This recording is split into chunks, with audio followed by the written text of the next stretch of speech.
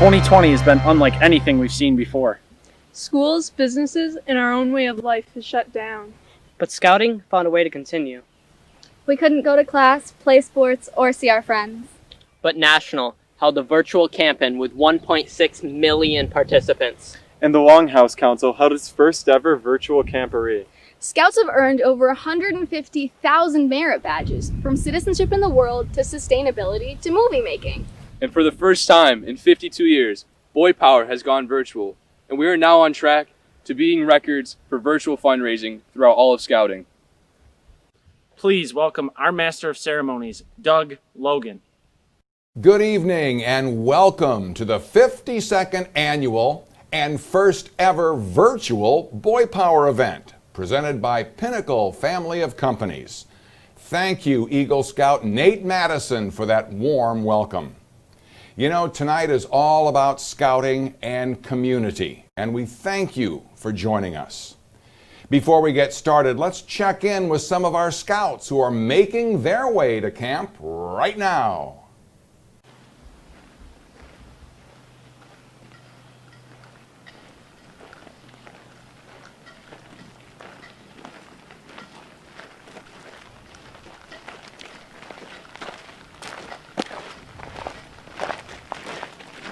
We've been counting down the days to get back to camp, but the only countdown that matters is 4, 4, 3, 2, 1. Text Boy Power to 44321 to help send us to camp.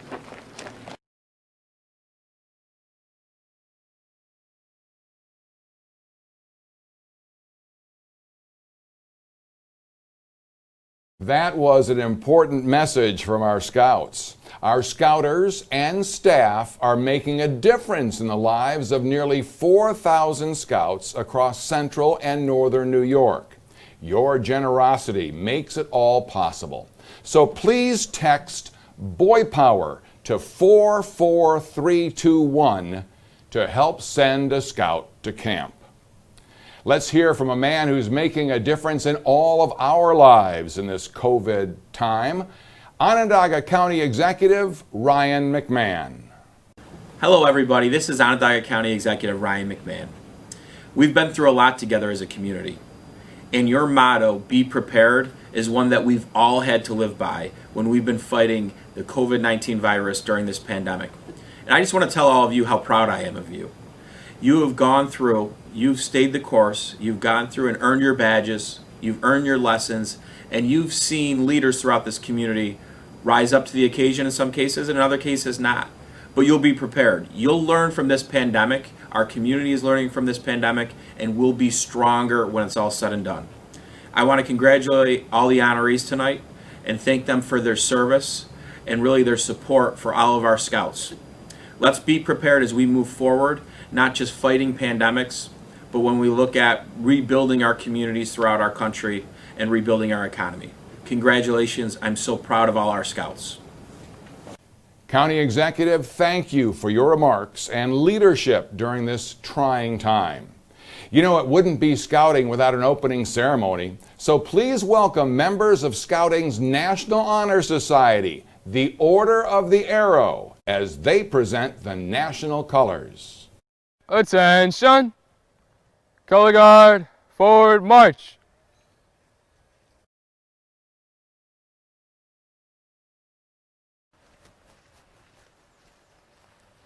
Color guard, halt! Color guard, post the American colors.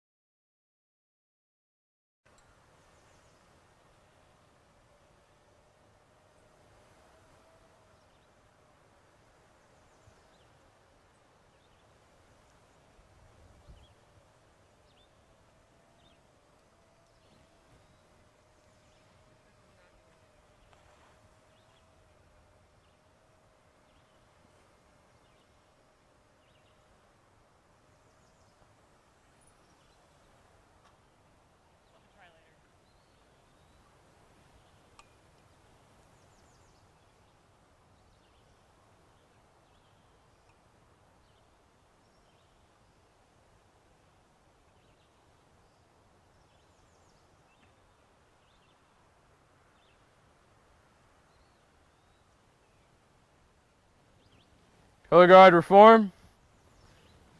Face the flag. Scout salute.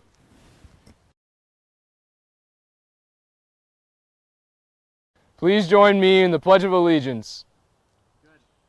I pledge allegiance To the flag of the United States of America and to the republic for which it stands, one nation, under God, indivisible, With liberty and justice for all. Thank you to our scouts in the Order of the Arrow and all of those scouts showing duty to country with the Pledge of Allegiance. To those that are joining us tonight, perhaps for the first time, please consider a donation by texting Boy Power to 44321 this evening. Those funds will go to our campership to help send scouts to camp. Also tonight, we have our silent auction with items large and small, our limited edition silver and bronze Boy Power Scout Power coin sale, and the auction for the #1 silver coin, first of 50 numbered coins cast in silver. Your bids may be securely placed by going to our website at cnyscouts.org/boypower. You know, the North Star Award is a prestigious national award bestowed on an adult who is not a registered Scouter, but has shown exceptional service to Scouting. We now go to M&T Bank for a special presentation by Scout Executive Gray Rowland and Longhouse Council President Patrick Rayo. Good evening. As the Scout Executive of the Longhouse Council, it is my privilege to convene this National Court of Honor for the sole purpose of presenting Alan Naples with the North Star Award. The North Star Award is the highest award that a citizen can receive who is not registered within the Boy Scouts of America for service to youth in Central and Northern New York. Alan was selected by a committee of our volunteers for the outstanding job that he has done for our community. Alan, on behalf of all the Scouters and Scouts in the BSA program, especially those here in Central and Northern New York, we appreciate everything that you've done for Scouting and will do for Scouting that allows us to bring our mission to these most deserving men and women in Central and Northern New York. So congratulations.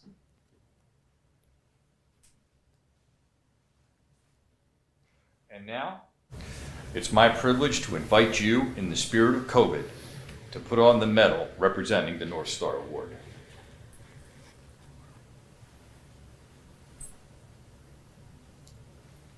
Thank you very much, both of you gentlemen, and also for the entire Scouting organization.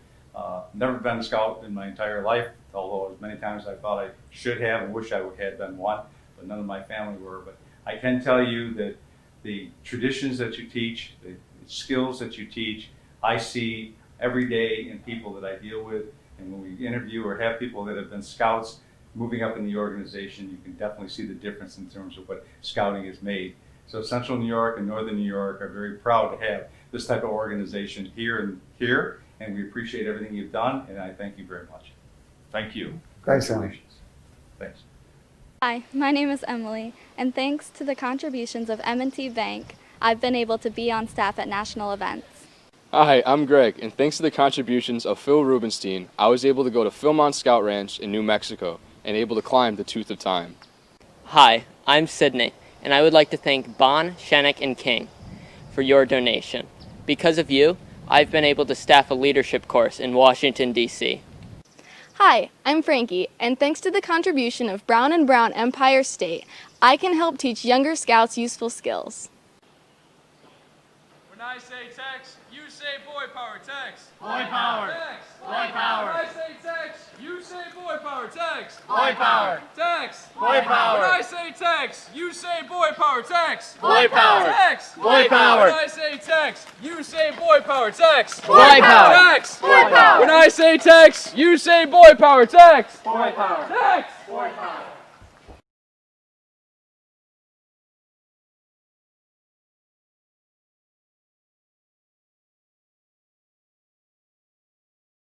Even in this time of COVID shutdowns and restrictions, our scouts are working hard, finding a way to meet, earn badges and ranks, serve our community, and have a little fun. Normally at this time, we would recognize the Eagle Scouts in the room. Tonight, we need to settle for a simple but heartfelt thank you to our Eagle Scouts. We're all searching for things to look forward to, so let's remember that in 2021, we have a very exciting announcement to make. We'll be welcoming our first female Eagle Scouts. How about that? Now, for a very special and rare event, we join Scouts Frankie and Sydney. Scouts are prepared for life. Occasionally, our skills are put to the test. Tonight we're honoring 2 scouts and 1 adult with meritorious service awards for bravery. Tonight we honor an adult leader and 2 scouts for their meritorious actions. Faced with an emergency medical situation that resulted in a potential drowning in icy waters, their fast actions and scout skills saved a person's life. Brian Wolford, who can't be with us, is hereby receiving the BSA Medal of Merit. Jack Balk is hereby receiving the BSA Medal of Merit. Congratulations. Thank you. Robert Balk is hereby receiving the National Heroism Award. Robert, congratulations. On behalf of the Longhouse Council, thank you for your bravery, your heroism, and your skills. You make us all proud to be Scouts. Our Scouts are ordinary people doing extraordinary things. Such a presence of mind. We're grateful for your fast action and scouting skills. Now, on a lighter note, let's check in with our Scouts who just sent me a text saying they have a new Scout cheer. The other day, I saw a trust. The greatest trust. The greatest trust. It was Tompkins Trust. It was Tompkins Trust. The other day, I saw a trust. The greatest trust. It was Tompkins Trust. Let's go, you guys! Thank you, Tompkins Trust, for sponsoring our Send a Kid to Camp campaign.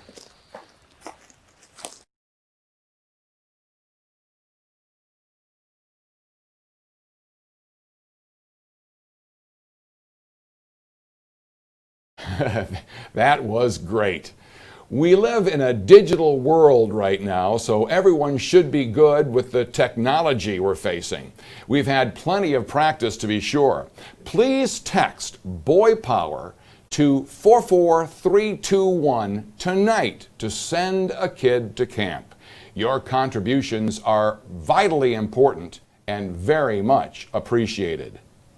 Hi, I'm Nate, and I would like to thank Toshiba Business Solutions for your donation because thanks to you, I have been able to gain valuable leadership skills for life. Hi, I'm Greg, and thanks to the contributions because of Cumulus Media, I've been able to camp at Sabaz for 5 years where I've been canoeing, hiking, biking, and even able to sleep on islands out in the beautiful Adirondacks.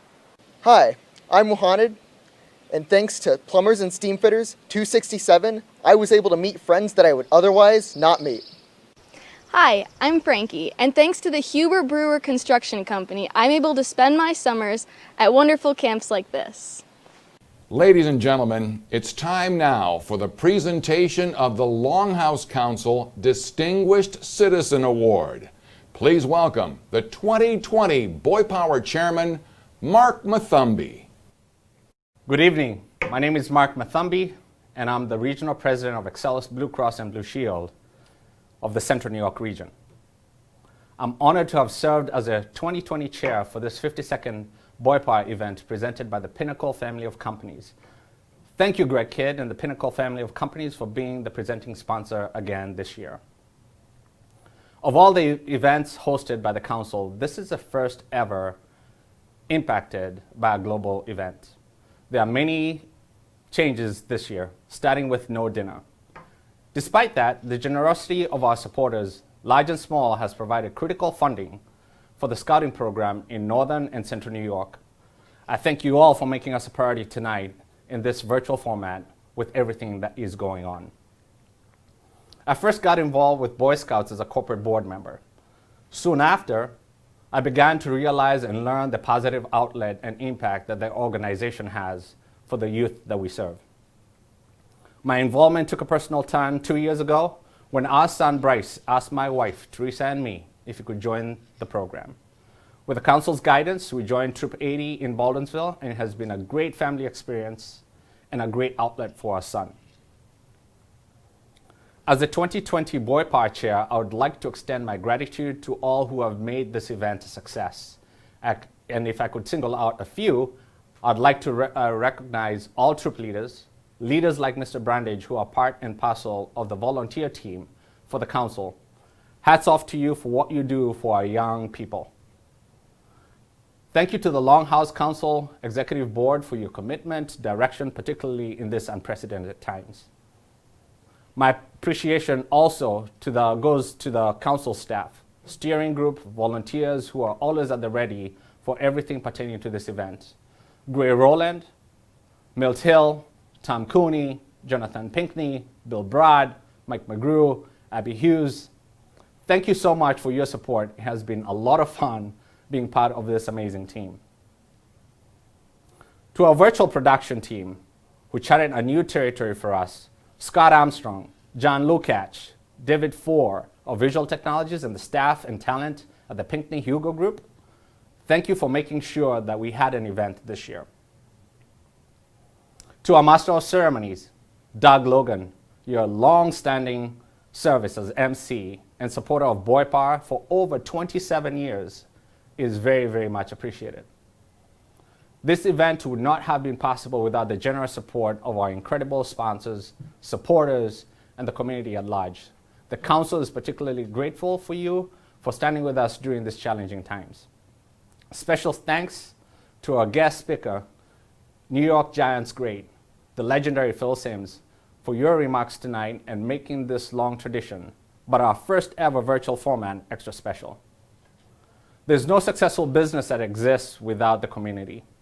The Huber Brewer Company, under the leadership of Jim Brewer, is a philanthropic organization that has been a fabric of this community for 6 generations.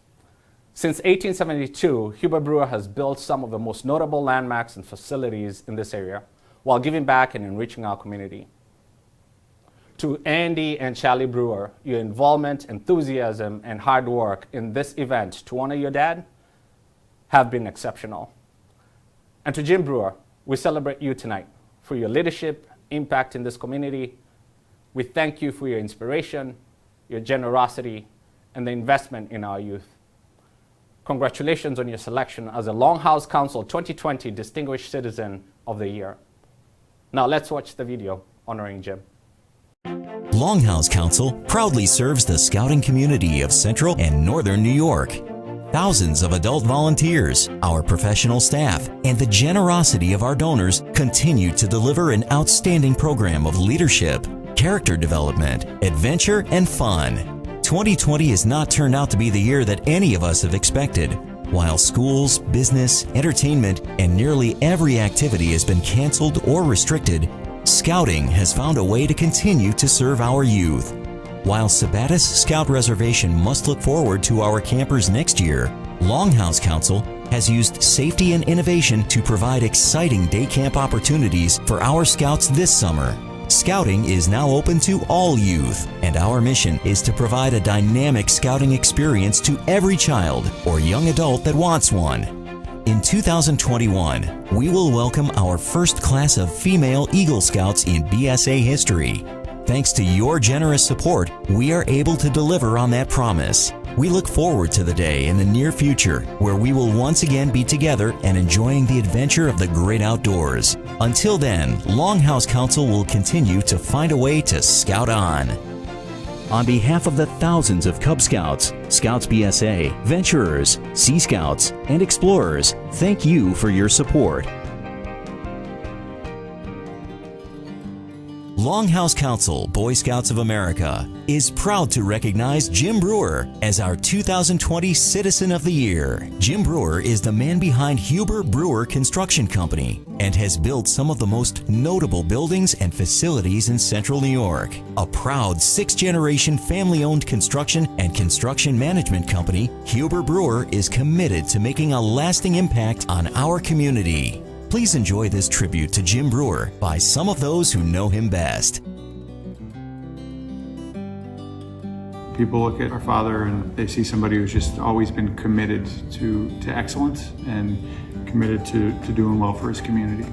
He's a strong family man. He's raised a great family and is always part of the community.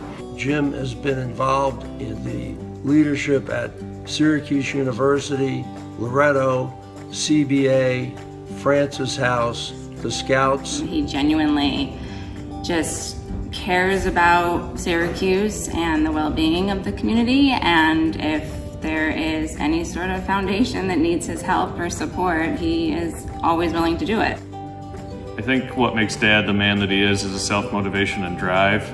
Whether it's family, Huber Brewer, his community, he puts everything he can into making those around him better than they were the day before. One of the most wonderful and unwavering things that Jim is a friend.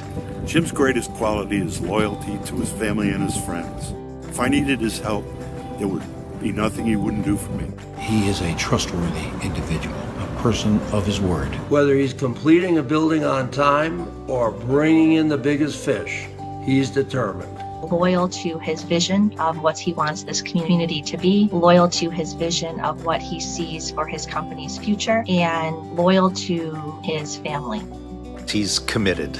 It could be the SU board, it could be the big buildings he's building, or it could even be a problem with a friend's boat radio. He's your guy. Who's ever taken on a do-it-yourself project, if Jim catches wind of it, chances are he will cancel whatever plans he has so that he can be there to help you. You know, it's Tim the Toolman Taylor meets Lee Iacocca meets MacGyver sometimes. He's just got that brain. I feel like as a child, he was really left to his own devices quite a bit. I think it kind of molded him to really learn how to work hard and find his way. When Jim graduated from college, he almost didn't join Huber Brewer. It was a small local construction company at the time, and Jim wasn't sure it was right for him. But he joined Huber Brewer, built a team, and has led it to be the super successful company it is today and in its sixth generation. I would say Jim has been shaped very much by his family. Not only the family members that have come before him, but the family members he has in his world right now. When I think of the way that he's taught Charlie and I to come up in business, it's really to think about things creatively, think about them ingenuitively. He is right-brained. After walking in Dad's shoes over these past few years, the one thing that amazes me the most is looking back to our childhood, Dad never brought work home. As busy as my dad is, growing up, he never missed a thing. It's just amazing how he's always been able to balance his work life with his family life. So my mom always jokes that it's very hard to, enter a room at an event or a gala with my father because he has to stop at every table and say hi to somebody. But the more Charlie and I get embedded in this business and in this industry, in this community, it's easy to understand that there has always been for Jim that opportunity to meet a new owner, new stakeholders, new banker, new attorney. So you get invested in those folks' issues and you start to look very holistically at the community. Jim and his company, Huber Brewer Construction, have built more facilities and buildings in Central New York than any other local company. That's a contribution that really stands out. Jim, family, and company have had a tremendous impact on Central New York.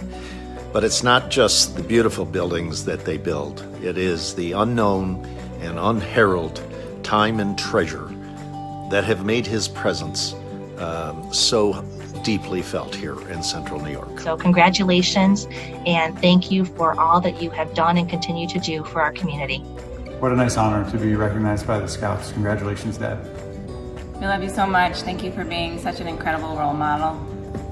Congratulations, Dad. You deserve it. Good evening. and thank you for tuning in to tonight's virtual Boy Power event. The motto of the Boy Scouts is, be prepared. This evening's event happens to be a perfect example of the Scouts training, be prepared.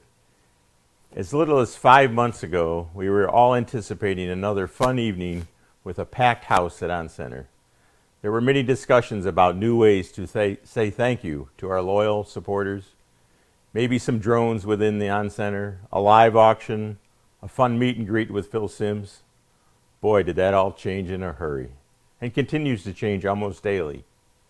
Leadership adapted and prepared, and here we are. Though not as envisioned, it is a successful event for providing the Longhouse Council well-deserved recognition and financial resources. Thank you, Mark Mathumby, for your leadership, and the entire dinner committee for your tremendous effort.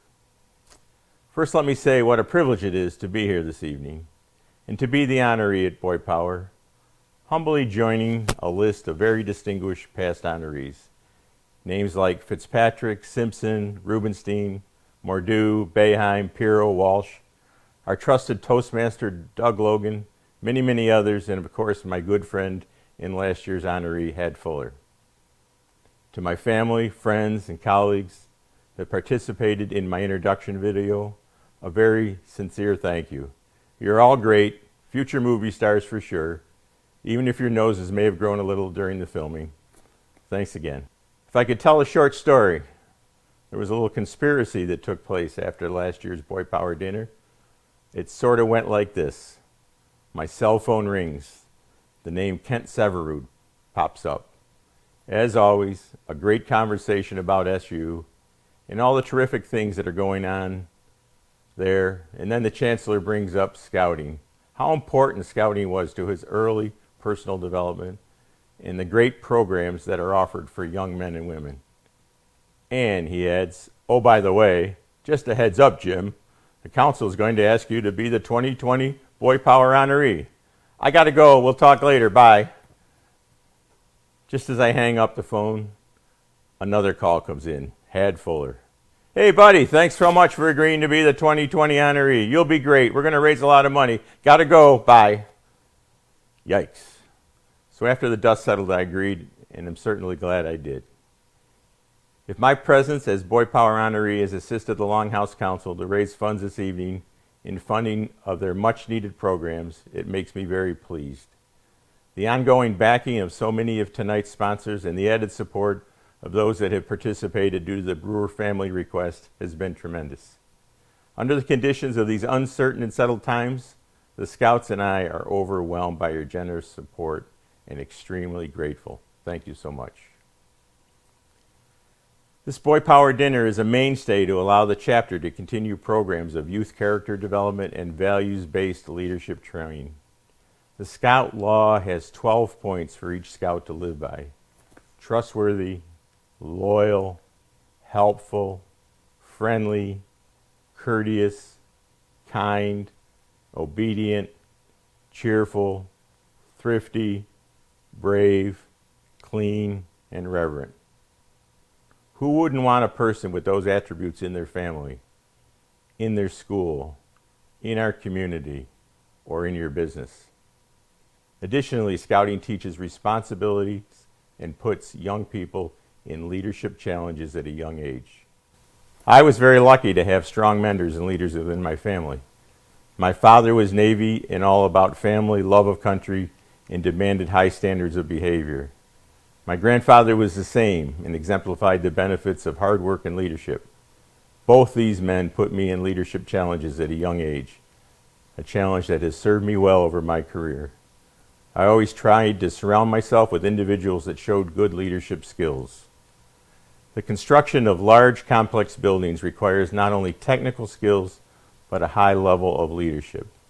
The ability to coordinate the efforts of so many other companies and professionals, each having their own agenda, yet each having to work in harmony with the other to provide their expertise and products as the project progresses.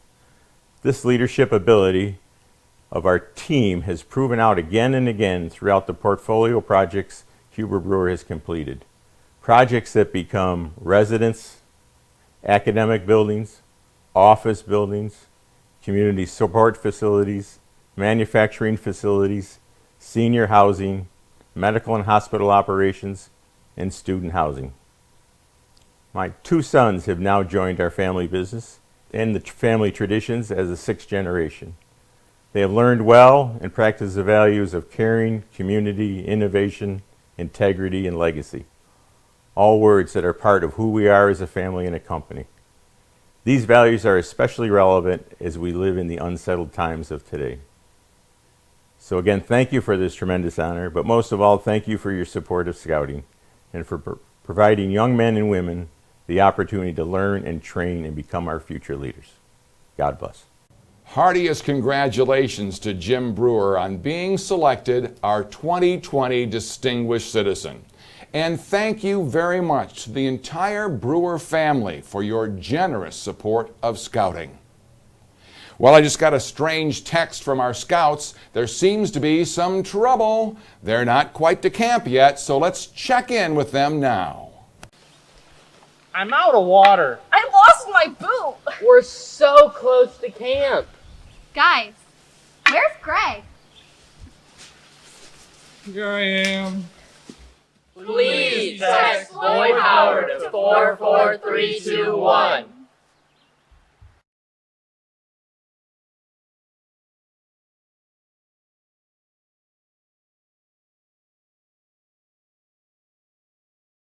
Let's get our Scouts to camp.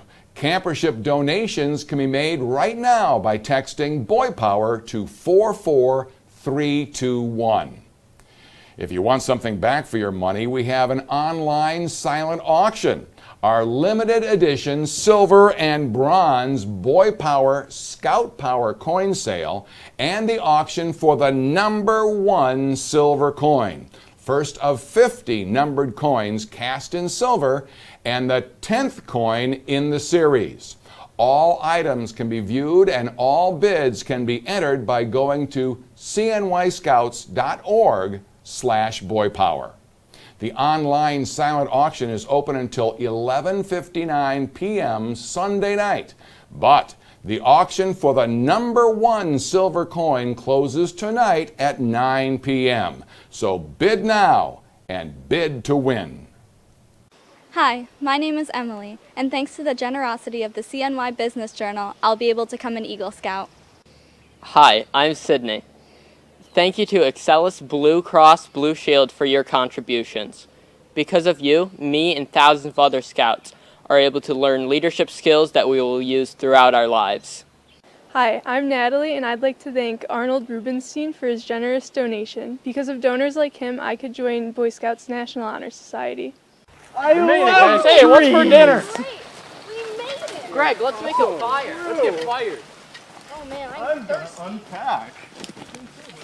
For every one of us, there's hundreds of other Scouts that want to go to camp. Please text Boy Power to 44321. Thank you for your generosity.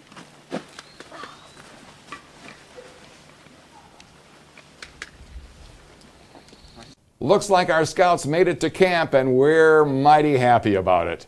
Thank you to everyone who has donated. If you haven't, please consider doing so now. Our goal is to ensure every youth that wants a Scouting experience gets one. Now we're excited to hear from tonight's guest speaker. Phil Simms is a true legend, a first-round draft pick who became an elite quarterback and a top football analyst. Playing his entire 15-year career in the National Football League for the New York Giants, he is a 2-time Super Bowl champion, a Super Bowl MVP, and a 2-time Pro Bowler. His Super Bowl completed pass percentage of 88% against the Denver Broncos in Super Bowl 21 is a record that still stands today. His television career saw him start with ESPN and NBC before becoming a lead analyst working in the broadcast booth with Jim Nantz at CBS. He currently works for CBS on its popular pregame show, The NFL Today. It is indeed my distinct pleasure to bring you legendary quarterback and sports broadcaster Phil Simms. Phil, a virtual welcome to Central New York, to Syracuse, and to Boy Power. Well, hey, listen, thank you so much, Doug. Great to be here today for the Boy Scouts of America. First and foremost, just want to say hi to you and everybody out there. And I want to give a great congratulations to Jim Brewer for being the honoree. And of course, most of all, got to give a big shout out to Pinnacle for being a sponsor of this event. So it's a great event, and I'm really honored to be part of it. Now, you've been to Syracuse in the past, and you realize that this is a long-standing Giants town. Oh, absolutely. I know that. I've been up there many times. I can't tell you as the years go by what I was exactly up there for most of them, but I gave a few speeches up there. I had some groups that I talked to.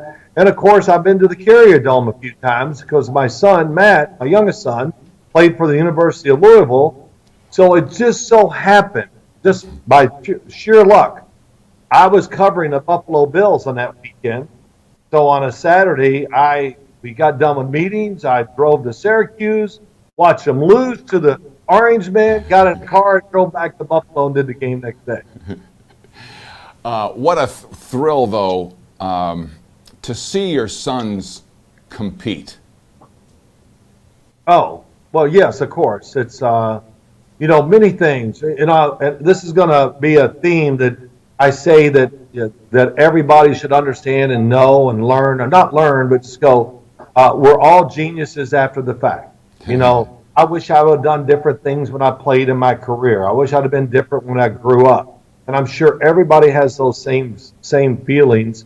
And I wish I'd have raised my sons a little different and been a little more in control of their careers in football, especially when you're a quarterback or whatever. So, but that's like I said, that what do you do to make sure that doesn't happen in your life is listen to the people that have the experience, that have already gone through it, to make sure you don't make the mistakes that they make. And that's teachers, parents, especially coaches, troop leaders. I say to all the kids that hear this to really remember that, because it is, I can see it when I'm talking to my kids and they kind of turn me off and go, whoa, whoa, whoa, hey, listen to me. I'm telling you something that's really honest and true that you need to know and carry on in your life. Talking about nurturing, scouting teaches discipline. Did you have a disciplined upbringing? It's interesting. I would say yes, in some schemes or some ways, but of course, I come by of 8 kids. There was 5 boys, 3 girls, so there were 8 kids. My parents, they worked full time, all that, so we were on our own a lot to go. But I'd say yes, discipline. Yes, we got up every morning, all the kids. We made breakfast. We were like an assembly line. You cook the oatmeal, you cook the bread, you cook this, boom, done. All right, you wash, you bring, you put them up. And we did that every day of our lives all the way through high school, that kind of system. And so, yeah, there was a lot of discipline. My father was a tough man and raised us tough and raised us fast, too. In other words, we were working from early ages to help support our life and our house and all those things. So I look back and go, wow, it was hard. It wasn't like a lot of the other kids I grew up with. But man, it made me into the man that I am because I learned a lot of lessons early in life. And how willing was your dad to turn you loose? Well, I was one of the, I know that we had a chance to talk a little, so I told you some stories that I'll tell everybody out here real quick. We live in such a different age now. We have to protect our kids. We are, I think, maybe overprotective, but maybe that's not such a word anymore in this world now. But my father, with 5 boys and 3 girls, working, barely making ends meet, trying to just find enough food to feed us, things like that. And when you graduated high school, he would kind of look at you and go, now I didn't have this because I went on to college and played football, moved on, and never really moved back into the house. But he'd look at some of my brothers and go, you know what? Time for you to move out. This would be like a week after graduation in high school. And the reason was, and of course my brothers would go, well, where am I going to go? He goes, That's not my problem. That's your problem. Find a place, live with one of your little buddies in their apartment, and then you just make it work. But I want you out this weekend. And I say this story, and people a lot of times don't believe it. My wife, who I had just married, was sitting next to me and saw my youngest brother get that treatment. He went to college, but he was living at home, working, poured a glass of tea, and sat down at the table with my wife and I, my mom and my dad, and my brother. And my dad looks and goes, "Boy, that's a lot of ice in that cup or that glass." And then my brother looks and goes, "Oh, well, whatever." Then he gets up and pours another glass of tea. My dad goes, "You're going to have another glass of tea?" He goes, "You know what? You're moving out this weekend." That was the end. So I saw that a few times with my other brothers, but you know what? Makes you grow up fast. You get responsible, and you find out, even though you have nowhere to go, you find a place to go, and you make it work. Your dad had such a huge impact on you. Did your dad like sports?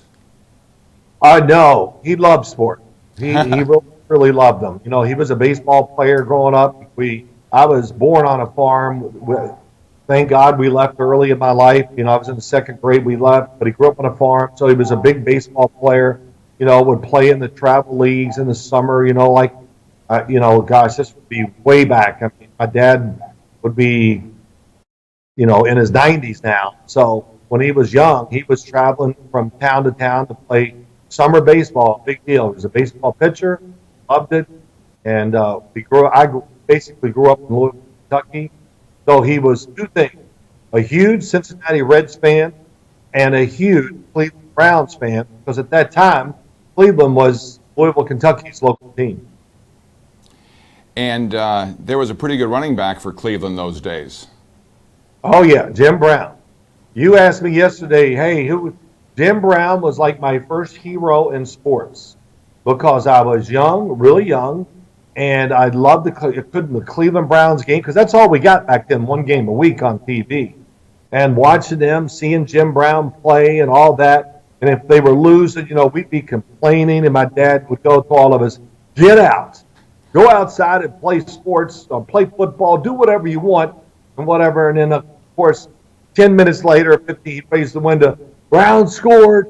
And, and we thought, oh, well, good. We were the jinx. We got out of the house, and they were, turned out the score or whatever. But they had good team, and it seemed like they always played. It was always on dirt field in Cleveland. Back then, the NFL, like every field, was made of dirt. But really good memories of Jim Brown. And the great thing is, I had a chance to meet him a couple times. He came on a show with us at Showtime.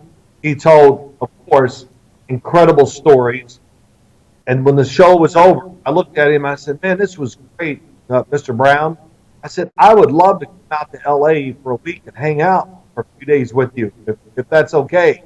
And he just goes, "I bet you would." And that was a conversation.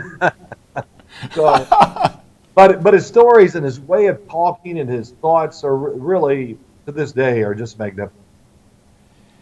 Were you a natural athlete? Well, I don't know what you call a natural athlete, but, I would say yes. I mean, I was. Just because I had three brothers, a dad. I had a younger brother, too. I mean, we played sports constantly. If there was nothing to do, we were bored, we'd go in the backyard and play pitch.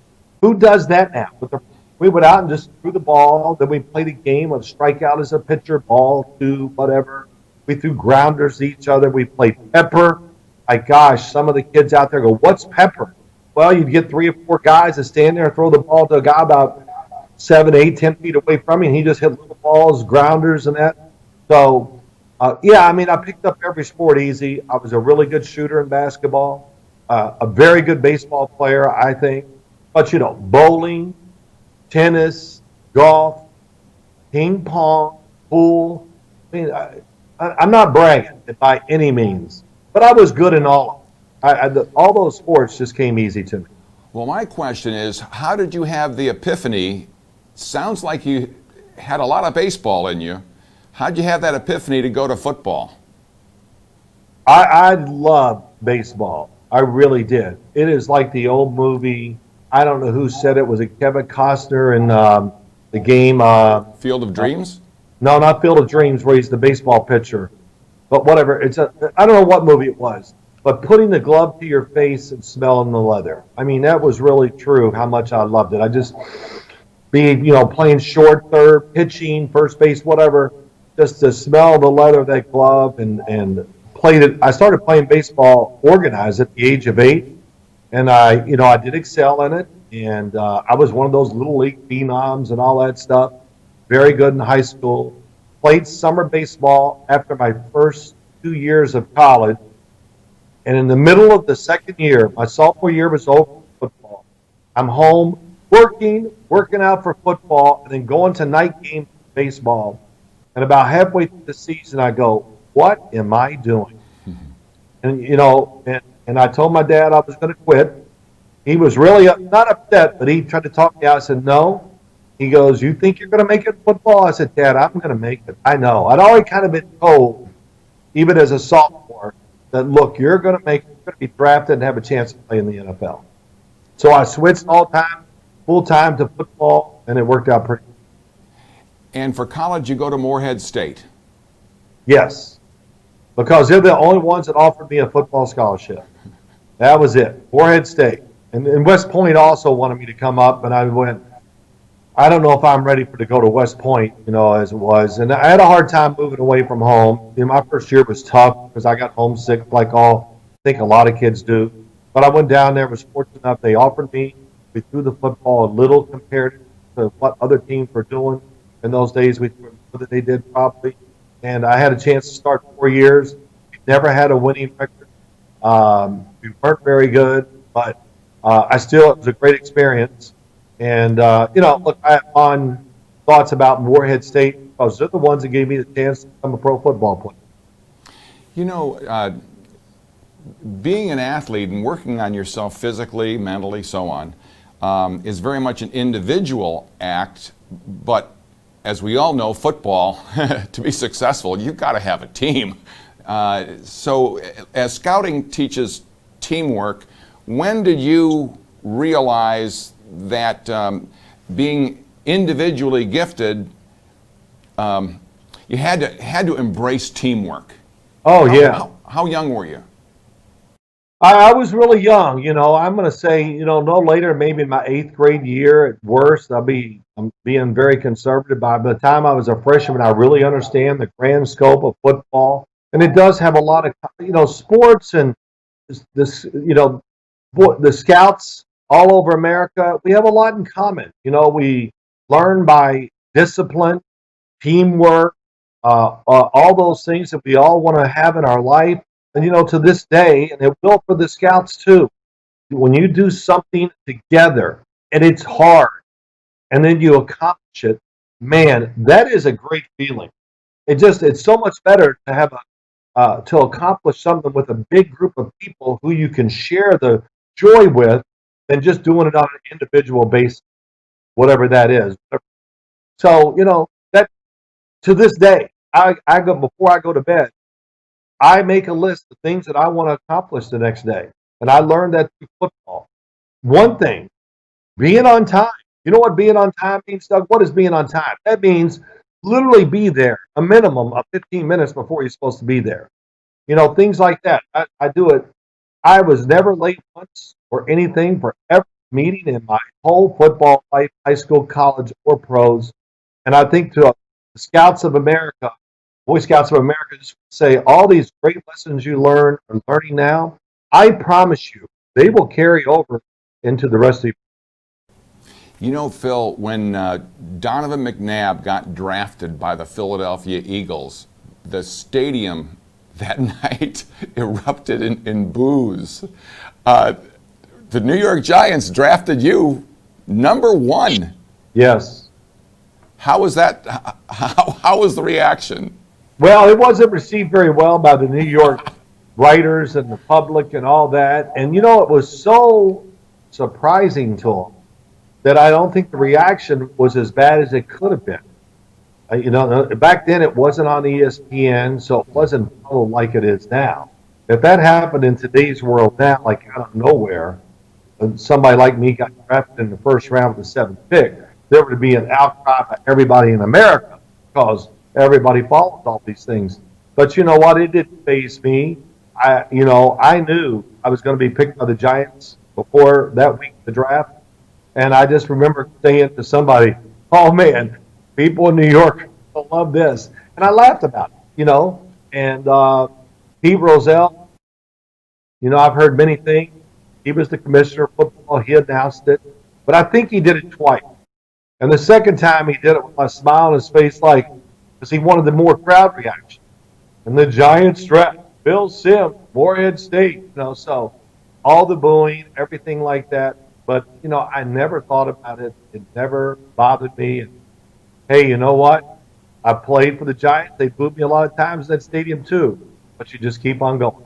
What an exhilarating night, though, for Phil Simms and the Simms family. Now, you come to the New York Giants, and you're playing with Lawrence Taylor and Syracuse graduate Joe Morris. I mean, there was some talent on that team.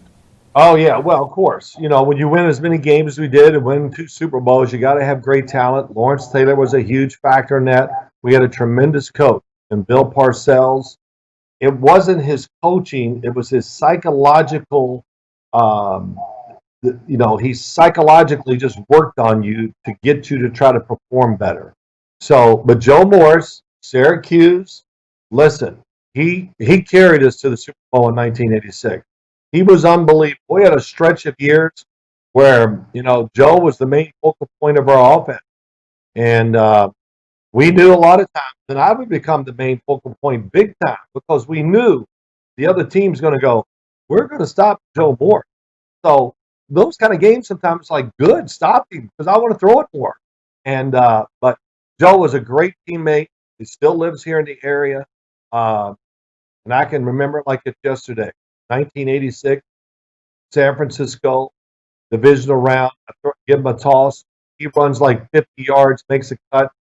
And I said something to him on the sideline. I just go, "You're great. You're great." I just said it in a certain way, and it was an awesome moment for me. And Joe was just like I said, a tremendous team. What did Bill Parcells teach you about leadership and being prepared for the moment? Well, Bill, I don't know how many people out there still, like the young kids, are going, who's Bill Parcells? Well, he's probably the Vince Lombardi of my era. When I grew up, I heard about Vince Lombardi. Bill Parcells was not tough. He was beyond that. And when I say that, I mean psychologically, physically, every day was the most important day of our lives. And, he pressured us. Sometimes, no matter what we're in, what company, what group, Boy Scouts of America, football, whatever, you need pressure and learn to deal with it. And we learned to deal with it because he constantly put it on us. One morning, I walk in there at 7:30. I'm the first guy in the stadium. Bill happened to be sitting in the locker room. And immediately, as soon as I walk in, he goes, "Hey, Simms." I can hear the tone of this. "Come here. I mean, how many passes did you complete yesterday?"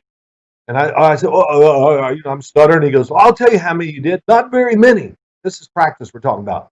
And I tell you what, I couldn't sleep all night. I'm tossing and turning. And my wife says, "What's the matter, Bill?" He goes, "My quarterback can't complete a pass." And so this is truly at 7:30. So from 7:30 to 2:30 until we went to practice, that's all I was thinking about. I mean, my nerves were frayed. And I went out to practice, and my wide receiver coach said something to me. "I'll warn the wide receivers the football might be coming a little fast today." I said something I can't repeat here. I said, "That's right, you tell him, because I'm going to let it go." But that was typical Bill, to put pressure on you like that. Not to be long, but real quick. 84, my job is on the line. His career is on the line. Both of us. First game of the year against the Philadelphia Eagles. I'm walking out of the locker room.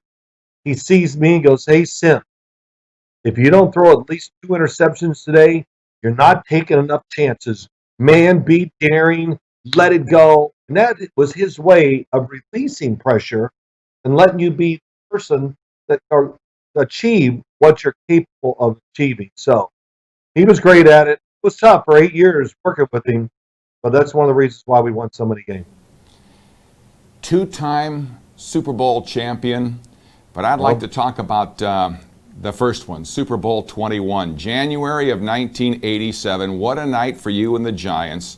I'd love it if you would take us into the locker room and onto the field for that phenomenal 39-20 victory over the Denver Broncos and John Elway.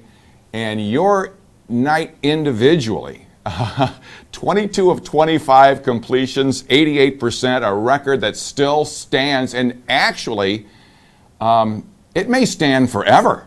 88% completion mark, 3 touchdowns, you're named the MVP. What can you tell us from locker room to field to back to halftime and completing that incredible night? You know, Doug, I've asked this question a lot, and it's interesting. The whole week leading up to the Super Bowl, we were really playing well as we could possibly play. So we were, I guess you would say, hot at the time, and we practiced great. And I remember the locker room before the game, players kind of quiet, but I thought the coaches were definitely showing nerves as I was watching them.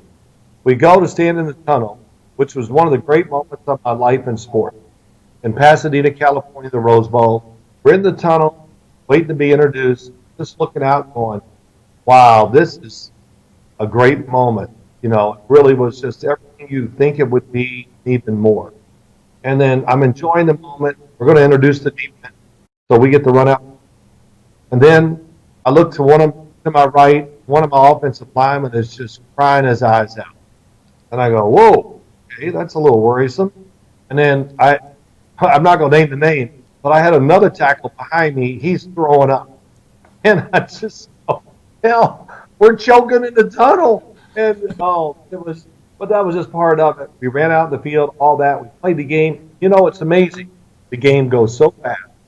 And I just remember that there's one thing about playing sports. It's a cliche, but just stay in the moment.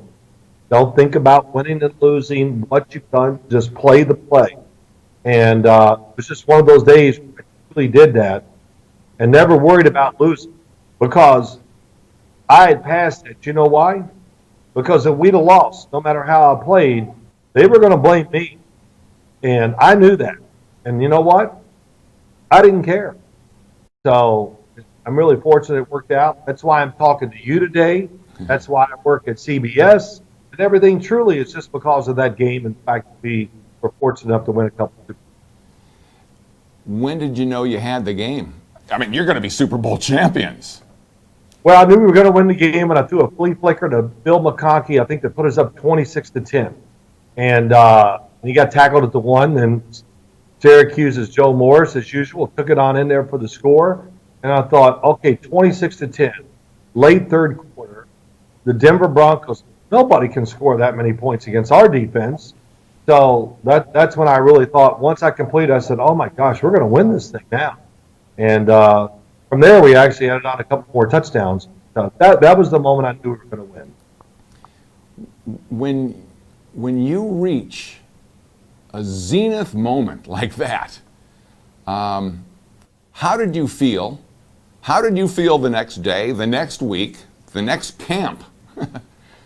Well, I was pretty calm after the victory, pretty calm that night in the hotel. We had a party, and I just was sitting and talking to people, taking a few pictures with some of my teammates' kids and having some fun that way. But, you know, I think it hit me when I was home. We came home and on a Monday after the Super Bowl, and Tuesday morning I woke up for a little gathered. Back then we weren't allowed to have the parade in New York City because Mayor Koch says no. You know, you have it out. We had it in the Meadowlands, just a gathering at the stadium. But we woke up, I looked at my wife, and we really oh my gosh. Doug, the chase, like everything in life, the chase is so challenging.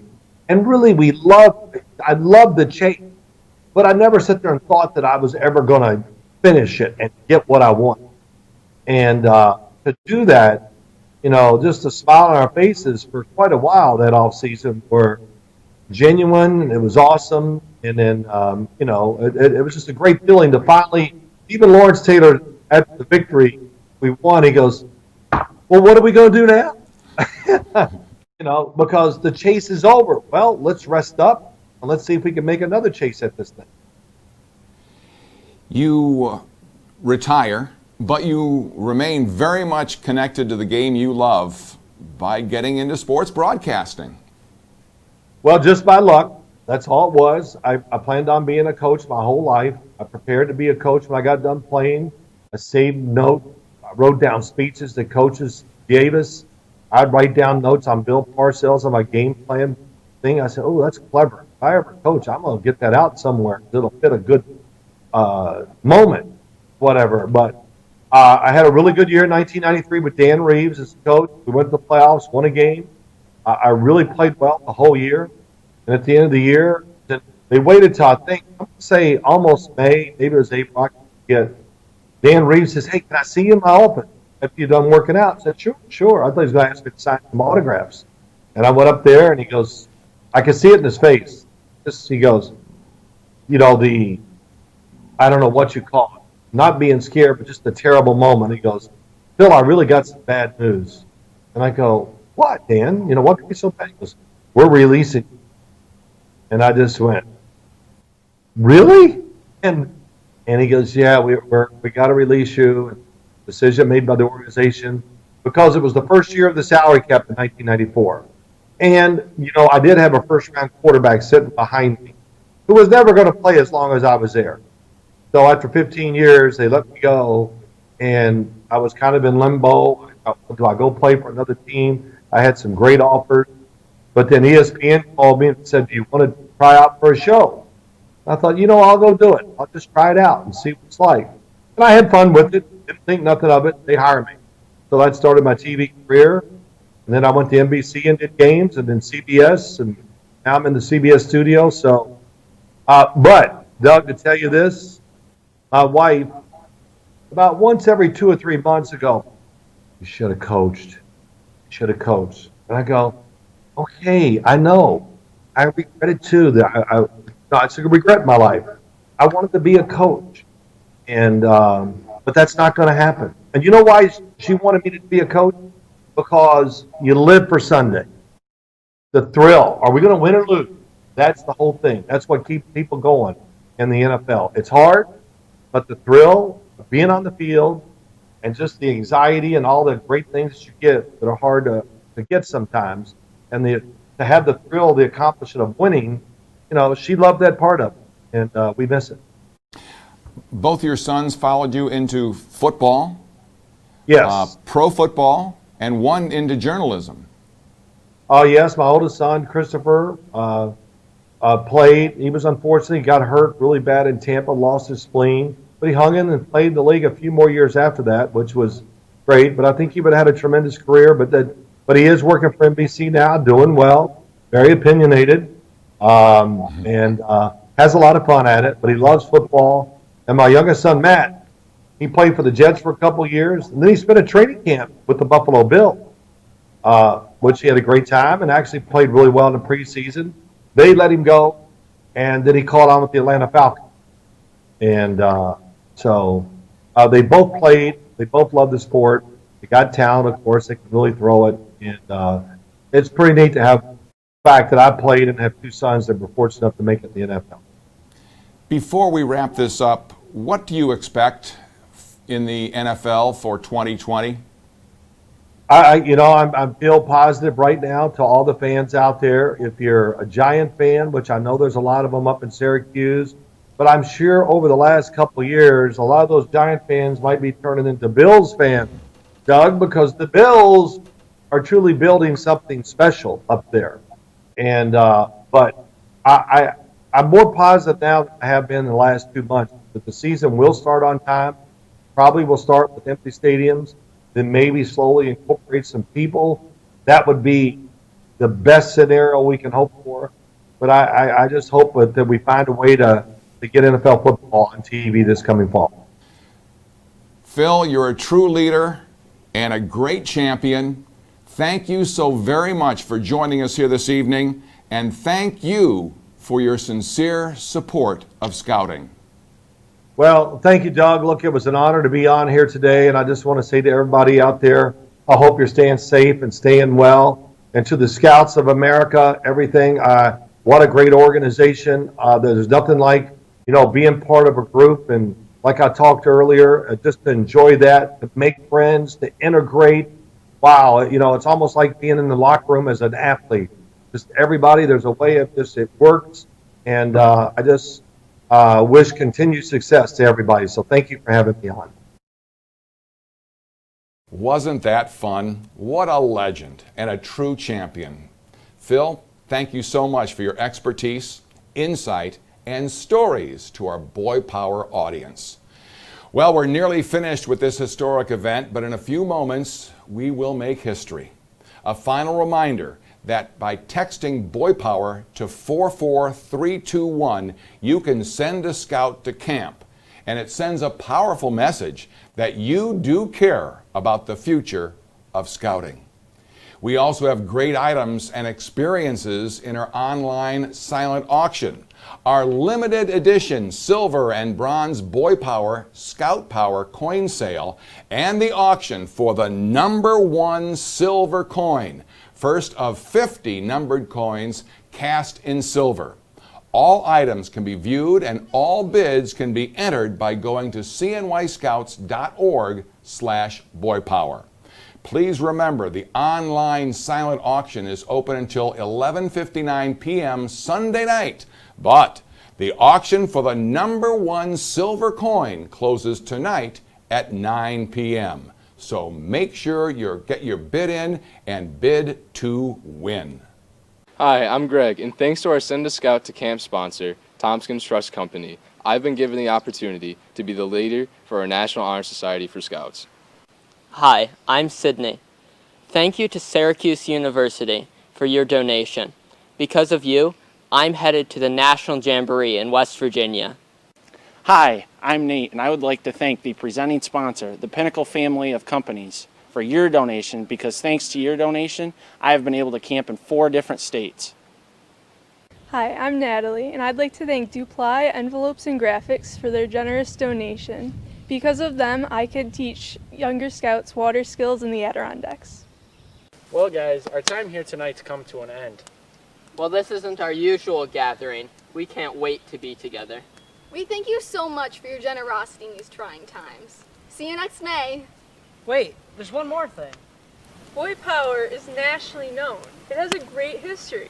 But starting tomorrow, Boy Power is Scout Power!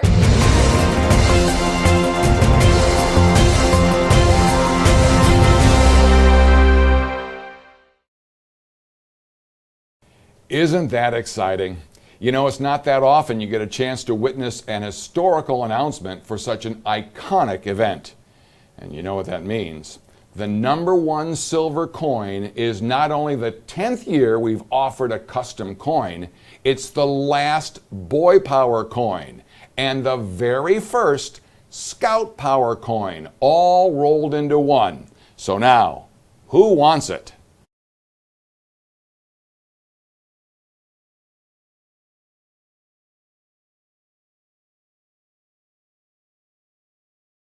Before we go, we have one more exciting announcement. A word now from our chairman, Mark Mathumby. Thank you, Doug. As the chair of the 2020 Boy Power event, one of my last duties is actually to announce the great work with your support and the milestone that we've reached. I'd like to announce that we actually raised $500,000 that helps scouting in Central and Northern New York. Thank you so much for your support in this year's event. That's phenomenal. Congratulations, Mark, for your outstanding leadership, and thank you to you and your outstanding team. We believe this is the most successful Boy Scouts of America virtual fundraiser in history, anywhere in the nation. We thank you all. We hope you enjoyed your evening with our Scouts, and thank you once again to all who donated, sponsors, in-kind services, and tickets purchased. We're extremely grateful you made local scouting a priority in your charitable giving. On behalf of the thousands of scouts and scouters, once again, thank you from the bottom of our heart. We'll see you next May for Scout Power. So long for now. On behalf of the thousands of Cub Scouts, Scouts, Venturers, Sea Scouts, and Explorers, thank you for your support.